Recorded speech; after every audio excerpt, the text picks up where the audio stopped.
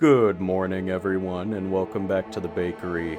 Today, we have a game which received condemnation when it first came out, but ended up creating one of the biggest video game comebacks to date, and becoming one of my personal favorite open world titles ever. This being Cyberpunk 2077. Also today, we'll be embarking on the journey to see, can I beat Cyberpunk 2077 as a victim of corporate government? Let's go! We first start off by making our difficulty choice. We're of course playing on very hard. This wouldn't be a Man Cakes video if we weren't.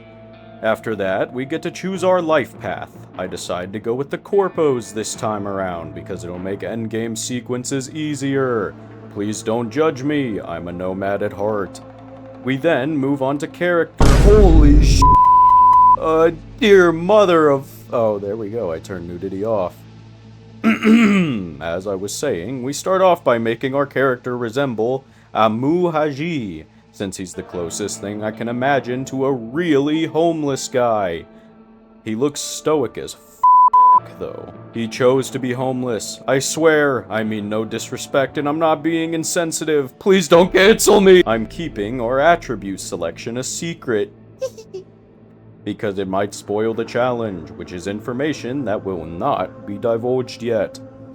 Of course, as much as I would love to do the sewer slide ending, big thank you to Meat Canyon and Wendigoon for introducing me to that term.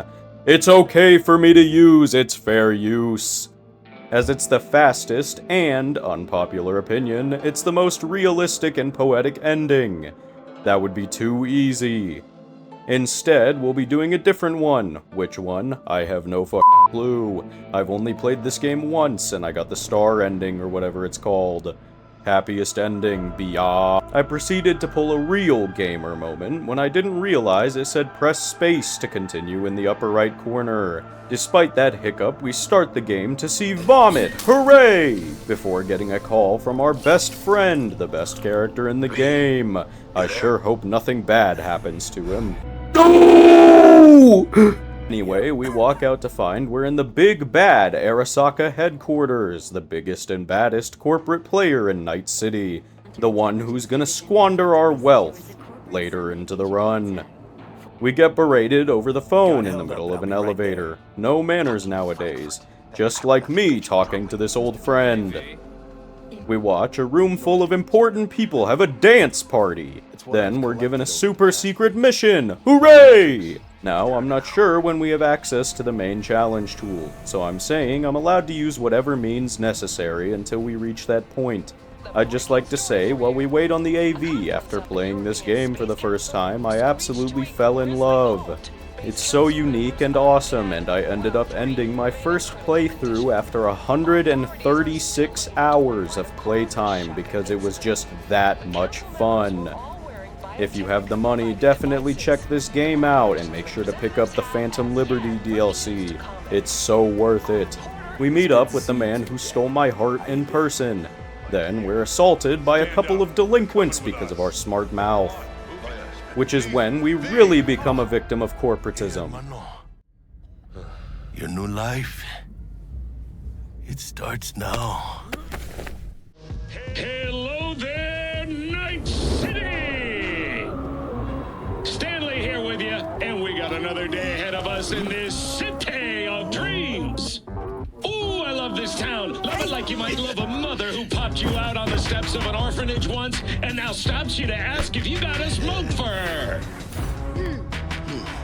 Every new day here means 100 new arrivals, but only half these gonks will survive a year, and that's if it's a good one.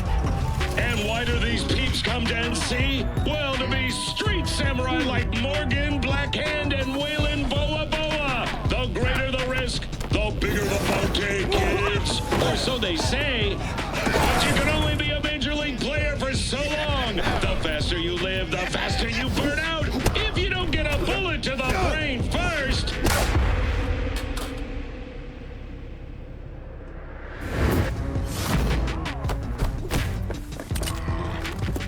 NC's legends. Know where you'll find most of them? The great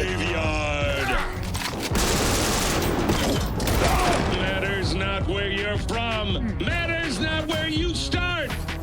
What matters here is the walk you walk.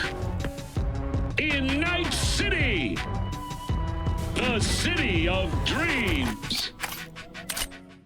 I was originally gonna do a fists-only playthrough before realizing that was literally my first playthrough. It was fists only because of how awesome the combat and character customization is. Instead, I have what I think is a more unique idea. I suspect we can't get our main tool until after the introduction mission, so I'm allowed to use the handgun and stealth for this. She's naked! Now that the mission is complete and we had our very last taste of true weapon freedom, let me show you what this challenge is really gonna be. There exists a weapon in this game. So greedy, so useless, so impractical. I had to make a challenge video for it. This being the budget arms handgun, the Slot-O-Matic. Now you may be wondering, how does this make this a challenge? Well, clearly if you're asking that question, you've never played this game. The budget arms, we'll stick with that for short, does a whopping 11 damage, which for reference is half that of the starting pistol. Oh wait, I'm not finished yet. It also has no mod slots, can't be reloaded, and costs €100 every time you buy one. This is as good as it's gonna get. There are no upgrades, no more expensive but powerful versions. This is as good as it gets. That's it. Now do you understand how it's a challenge, dear viewers? I also forgot to mention it automatically drops the gun when you switch weapons, and if you drop the gun, you automatically drop all of the ammo in your magazine, so it can't be used again. Already, we're really gonna have to stock up, so I buy 6 of them. I'm now realizing you also don't get to see how many rounds you have. We meet Jackie outside our apartment to watch him suck a hot noodle. Don't take that out of context. We head to the second best character in the game, sit in his chair covered in weird sticky white, we have new eyes, which manages to also summon a handgun we didn't bring here. Then we meet our new employer, your mom, who gives us a huge job. He's prepping this asshole for insertion. Wait, that's not what I mean. While calling Meredith, I accidentally cycle weapons and drop one of our handguns. Then we meet Meredith and she shows us just how big and strong she is. So much so, she needs her lackey twice our size to beat the shit out of us to even feel like she's on top. I remember in my first playthrough when you get to the actual open world, I had her side quest and I wanted to do every quest available to me. Then I was hit with a kithing scene. If you know what I mean, you know what I mean. Thanks again, Wendigoon, for the new term. Anyway, it wasn't too fun. Regardless, we get out from under the ass of our femdom Militech mommy, mostly unscathed. Then we drive our dumpster of a car to Jackie. This thing is so hard to control, I need a bike ASAP. On the way into the Maelstrom hideout, we experience a hit and run, cyclist's fault. Regardless, we get let in and we talk with the leader's little helper about our special little doggy. I wish the game delved more into the cyber psychos and Maelstrom. It's such a cool concept. We end up having to threaten Royce and shoot him with the handgun we somehow manifested in our hand again. Since this was a requirement, it doesn't count. The challenge is still valid. If you disagree, I don't care. Then we find out the game threw our guns away automagically, so we have to find it. We end up being unable to use any of our handguns for some reason, and need to wait for Jackie to kill all the Maelstromers. Thank God he's here. Now, however, we no longer have a weapon. Great. I'm so glad I invested in longer slide times and dashing. It really saved my ass. Unfortunately, we enter a sequence where it's required to kill all the enemies, and I don't have a weapon. This is where I've decided that it's alright for me to use fists and grenades if it's an absolute emergency, since, you know, homeless people still have fists. But I'm not allowed to upgrade my fists, and I'm not allowed to upgrade my grenades. Unless it's the flashbang. years later. We make it out of all foods and meet our Dommy Mommy again. If anything, I at least collected enough creds for 38 budget arms. Before proceeding, I decided to reset my skill points. I've been investing in the wrong tree this whole time. Then, we head to Lizzie's bar. Looking a little put out? We meet our client and the best romance option.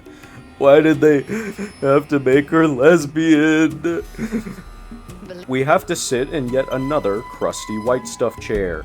It's actually just tears in the leather. Then we experience our first... Now let me see. Where can Can't he what just use the my hell did recording? Evelyn just Why are we do? wasting time? Anyway, I'm kicking myself in the because I accidentally accepted the BD tutorial, so now we need to sit through that. The BD stuff is cool though, I like the concept. Anyway, we finish the tutorial, then we get into Evelyn's hithing tape. Intel Brain Dance. You look like a cut of fuckable meat, are you? He said the thing! He said the thing! In the BD, we find the relic hiding spot, then Jet. But we're stopped by Evelyn. Now I'm doing the same. 50%. With cred like that in your account, you won't need Dex for anything. Ooh, she wants to cut Dex out. Time to tattle on her. Think about it. First, we head to the Mega Building to stock up on our stupid challenge weapon. Hopefully it doesn't bug out this time. I'm gonna hold 10 at a time. And our vending machine ran out. Great. Just to be safe, I'm not equipping our weapon until we enter combat. Then, we're off to the afterlife. At the afterlife, we get a little bit of foreshadowing for 2 events. Then Dex sends for us, where we get to tattle on Evelyn! Hooray! We learn about our newest mission, invading Arasaka. I remember when I started this game, I thought this was the last mission. I thought it was a short game because of that. Boy, was I wrong. In the limo, we meet Delamain, who has one of my favorite quests in the whole game. It's also funny to me how V managed to gang up with the best character and the most annoying character in the whole game. Anyway, I digress.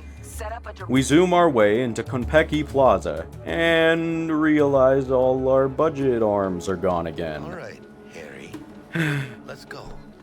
Anyway, we waltz into some corpo hotel like we own the joint, then talk to a receptionist like we own her. Have I asked you to do that? No. I just thought that since... Who asked you to think? Excuse me? I know damn well it wasn't me. Who was it? A word of advice, if I may. Do only what you're told to do. Wow, Corpo V is an asshole. You be in the lab. We make it into the room and use our cute little robot doggy who's a good boy. The flathead. We get access to the security cams to help it, and he killed someone relaxing in their chair! No! Bad dog, no! We have to wait a few hours for my YouTube video to upload, for T-Bug to break the ice, so we sit down. Then it's time for the heist. We made it to Yorinobu's suite and grabbed the relic. Then we need to hide! We end up squeezing behind his main corn monitor, where Adam Smasher is very clearly staring right at us. And watch little crybaby multimillionaire secure his grimy little mitts around his father's throat. After the restless toddler departs from us, a lockdown begins. During this lockdown, T-Bug dies and we jump off the tower. Jackie's bleeding and has to slot the shard into his head. Then, we have to make it out, with a weapon I can't use. Time to run for our lives.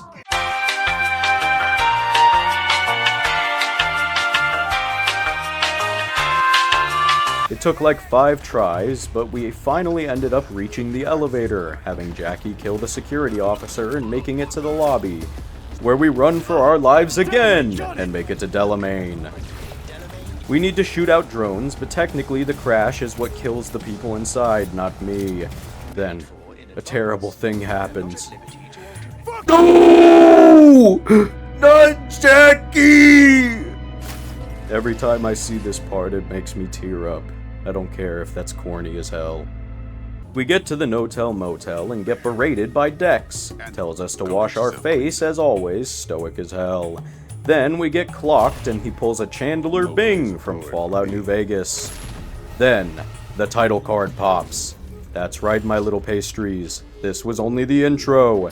That really shows just how much content this game has. Trust me.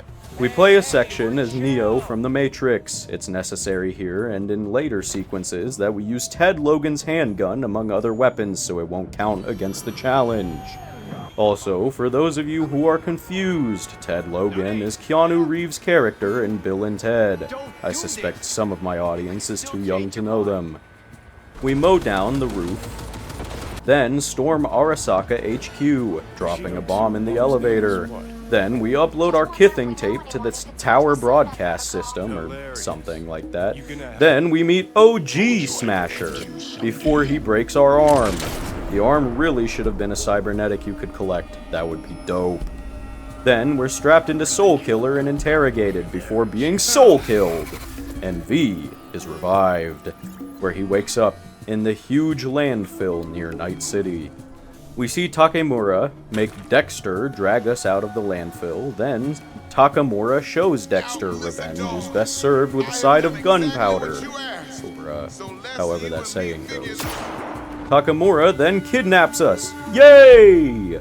We enter another section where we're required to use a weapon that isn't our chosen one. Then we're taken to Victor. This game is so dope. We're told Johnny Silverhand is now inside our head and we're going to die no matter what we do. Yes! When we sleep at the apartment, we're oh so rudely awakened. Now like that. Stick some iron in your mouth and pull the trigger. He said the thing! He said the thing! Before taking some pills to make Johnny get the f*** out. When we awake, sitting in the shower in a fashion I have oh so many times before. After scrapping all of our challenge weapons that were made useless, we finally put on our endgame outfit. Then waste more of our money. Hopefully we can actually use them this time. We meet with our Chinaman friend. I know he's Japanese. I know.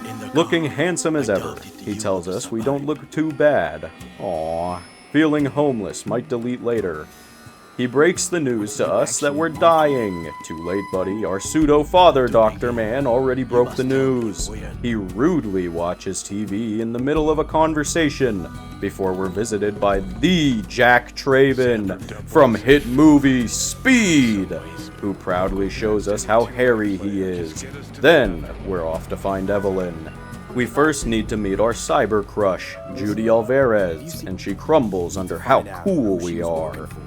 Time to visit Evelyn. That's it? That's it.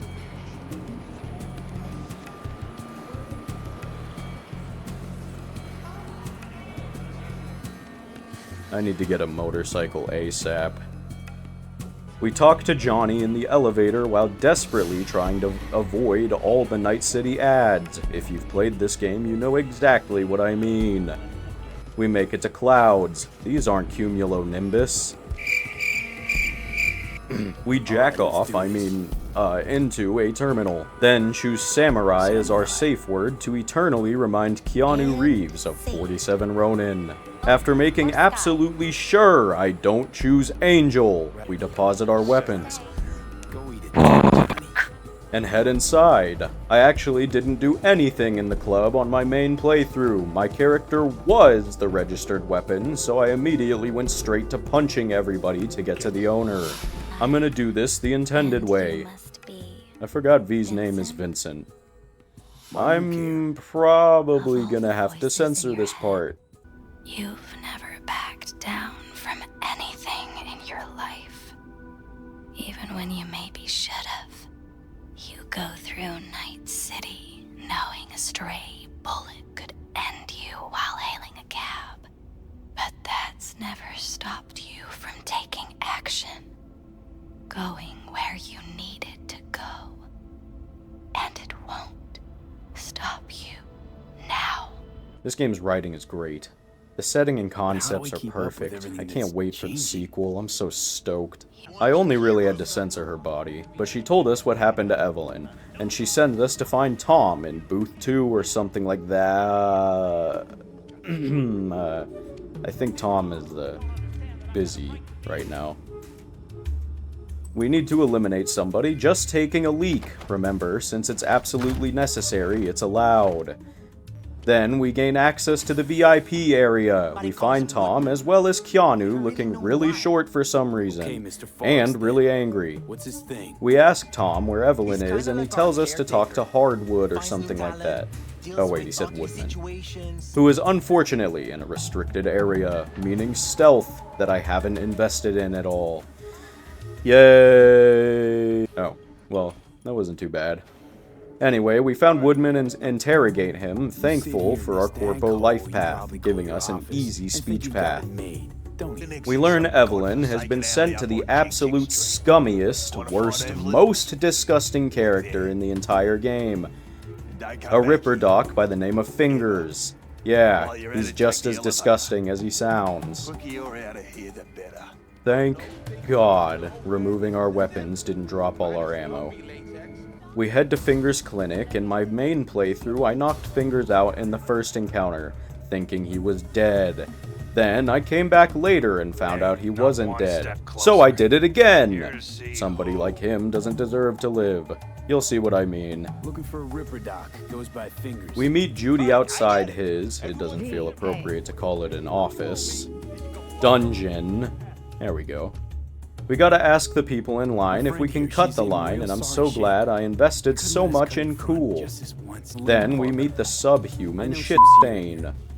Fortunately, I get the pleasure of beating him again. If you think he didn't deserve it, his crimes include... S.A. The one that starts with R. He's something that rhymes with credophile. I'm saying cruh. You too, I'm saying cruh. And he purposefully installs faulty implants, so he deserves it. Then we visit the pleasure shop here and ask for an XBD, which is essentially dark web, quote-unquote stuff. We find Young Gravy, and he gives us what we're looking for. Then we play a sequence I definitely can't show on YouTube, so I'll see you guys afterwards. And we're back, having learned they're near a power plant, apparently near a pizza joint. So we make like a baby and head out. This is gonna be our first time actually getting to use our weapons. Yes! Let's see how this goes. Man, the damage on this thing is even worse than I thought it would be. That's okay. Just means it's actually a challenge. Regardless, after 10 minutes of fighting, we somehow managed success. Thank God. It only took 6 of our 10 weapons. Then we're into the basement, where we ran out of weapons and had to resort to our unupgraded fists. I'm so glad I allowed our hands to be used. But that also means we have no firearms for the rest of this basement. Unupgraded fists it is. Then we died. So I decided when we respawn, since the game decided to take all our ammo away, stealth is what we're gonna do. We managed to find Evelyn and escape because of that. Thank God.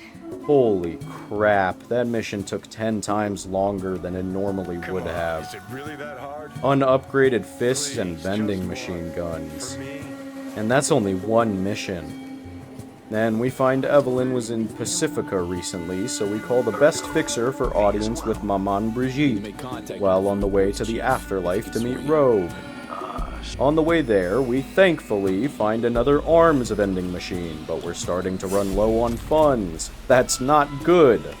However, plans change, and instead, we're now meeting with Takemura, and wait for his arrival. He tells us we're being visited by Special Agent Oso, Oda. Then, speak of the devil, he arrives, looking like he just came from a Skrillex rave, where we yell at him and Takamura comes up with the plan to jump Hanako at the parade with Wakako. Then, we head to the afterlife to meet with Rogue. She tells us the information we need is gonna cost 15,000 euro dollars. Time to get to money making, super disco breaking. Sorry. When I was gonna pounce some tiger claws, I found the game removed all the ammo from our weapons again. Why is this weapon so buggy. After running around Night City and collecting everything I can, I finally have 15,000 monies and pay Rogue. The matriarchal MILF explains to me that Hellman's being transported. Then we meet the romance option I begrudgingly settled for in my first playthrough. The name's Canal. Panama Canal. She tasks us with helping get her car back. Then she tells us we're gonna meet her family. Damn, take me out to dinner first, lady. When we meet her brother figures and fail to secure their aid, we power a ghost town to set up an ambush. I miss my gorilla arms. I hate how this game takes all the ammo out of our weapons when a save is reloaded. Luckily, stealth killing the Raffin with the key wasn't too difficult, and we get the car and a scan. The game crashed. Wow, I've never had that happen before. We get back in, grab the car again, and escape successfully, meeting back up with Ms. Canal, where she tells us about a sequence I forgot we have to do. She completes me. Another stealth kill we're gonna have to pull off. This is hardly a budget arms challenge, but it isn't my fault, viewer. The way the game is programmed makes it really hard to only use that weapon.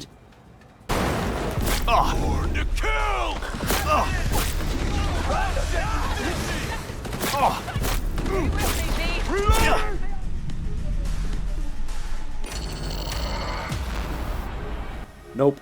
No. F this. I can already tell you this is gonna be impossible. We're reloading a previous save and skipping the Raffin hideout. Then she ignores us because she's having a fit since she didn't get what she wants. You, Pan Am. Anyway, we show up to the deal with everyone's favorite MAGA supporters. Everything goes smoothly and Ms. Canal tells Rogue, "Ew." Then we have some apple juice with her. I swear it's apple juice. We finally get to plan our attack on Hellman's convoy when we meet Panam again at midnight. We're gonna hit the AV with an EMP. That sounds like fun. Now you must be wondering how We get to stick our plug in her outlet, in the car, to connect to her turret. Keeps giving me an error. Another required weapon. The King Tao at the AV is gonna suck, and I'm gonna have to use stealth. This video sucks. We connect to the turret and storm the electric plant, just to take out some drones. Then overload the station, which is really giving us a headache. We make it to a ridge and blast the AV. On the way to the AV, Panama gets shot.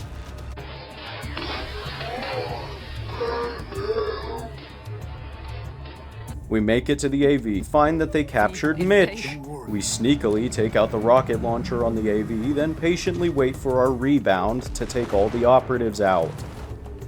We open the door to the AV and magically generate yet another handgun, for the 4th time. Mitch tells us Scorpion died, then we're told the King Tao took Hellman away. So we hop on some bikes, finally, thank God, and follow their tracks. We stealth through the gas station they set up shop in, then find Hellman's mayonnaise. We get him to the Sunset Motel and get to keep the bike. Thank God. I was so tired of our car. We wake the Swede up with a small slap and get to ask our questions, before Takamura walks in and takes over. We head to the chapel in Pacifica to find out where Maman Brigitte is. Stupid name.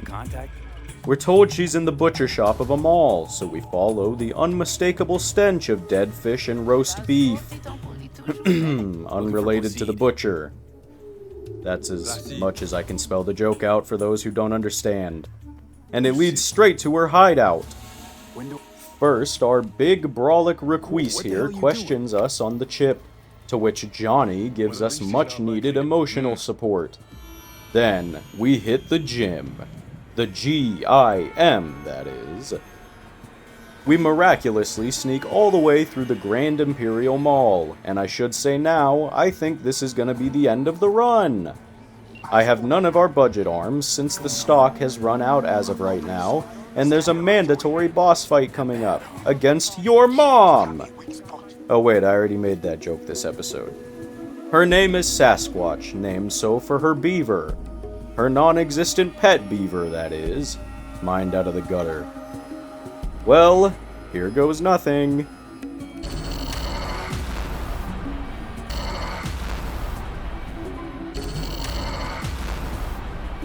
Just as I thought all hope was lost, as I was writing the closing notes, I was blessed by the grace of God. Your mom succumbed to the bug that has been infecting our gun after I hit her from behind.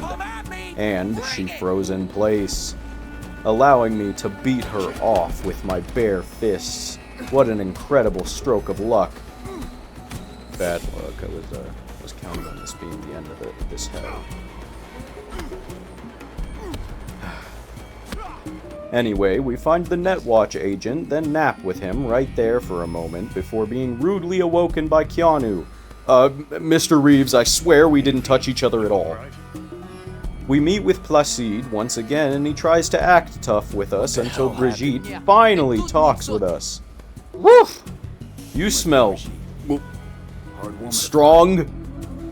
Anyway, we then head to a Subway. I was disappointed when I didn't see any sandwiches. Then we take a nice cold plunge and play through another Silverhand sequence. This one is a lot more explicit than the last one. Then we speak to Johnny about his experience. When we get back to Brigitte, we approach the Black Wall with her. Then, on our own, we cross into the world of viruses to meet a coded hottie. I have recognized your engram code. She tells us there's no losing Johnny. I personally don't have a problem with it, but you know, I suppose V might be a little bit upset. After the end of that sequence, we sit and wait until Takemura calls. That's the only step we have next. Finally, after for some reason having to wait a week, Takemura calls us, and we can progress the story. When we finally meet with him on a bridge where the float will pass, he tells us this is a bridge that the float will pass. Thanks, Takemura, the audience, as well as myself, needed that clarification. He then takes this whole thing from 0 to 100 and tells us he's gonna jump! Do a flip! Then he says the only way to stop him is to break into a security room. We're getting blackmailed! NCPD! Immediately after he tells us, we're also going to be breaking into an Arasaka building. Yet again. So we can hack the float. I'm really worried about the fight with Odor. I remember the fight being relatively difficult, so I'm not looking forward to that. And I'm fairly certain that actually will be the end of the run, assuming the game doesn't just hand me the victory again. Takemura takes us to his secluded spot. And we start recon on the facility holding the float. We do the bare minimum, then he moans for us to do more. The illusion of choice. Then we see a cat. This scene actually made me realize the first time there are no animals. 2 cats is all I've seen every time I've played. We have a lot of corpo options in this conversation. I hope the next game has plenty of other life path options. It would be cool to have like NCPD and stuff as an option. Assuming it's, you know, still in Night City. Anyway, time to move on. We successfully install the malware, then escape through the roof without even getting caught. Literally the polar opposite of my main save. Unfortunately, I did have to reload a save, and I think that may mean all our weapons lost their ammo. But I'm not wasting one of them just to check. We'll have to wait and see. Anyway, now we wait for Takemura to be ready, yet again. We meet Takemura in Redwood Market again to start the mission that I think might be the end of the run. First, of course, we gotta crack a joke I definitely would in real life. Then I receive a response I also probably would receive in real life. Just in time. Goro, if you're here to jump, remember that there's help available. The round-the-clock hotline. That is not funny. We give 2 of the snipers a warm hug before the third one turns out to be such an introvert he instead opts to blow himself up. That would be all. Yeah, Then we need to unplug the netrunner, but we open a door to be staring straight into something suspiciously resembling an arena. Because it is! Time to fight Odor, the man who may very well end the run. We pull one of our weapons out to see if we lost our ammo, and son of a bitch, we did. Time to fight like a real victim of corporate government. Somebody who has no money to speak of, no home, no way to defend themselves, other than the 2 hands they've been blessed with, the most reliable tool you have.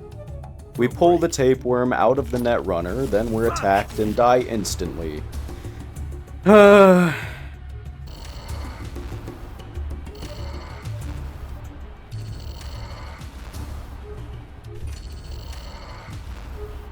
After 19 attempts, 97% is the lowest I'd gotten his health.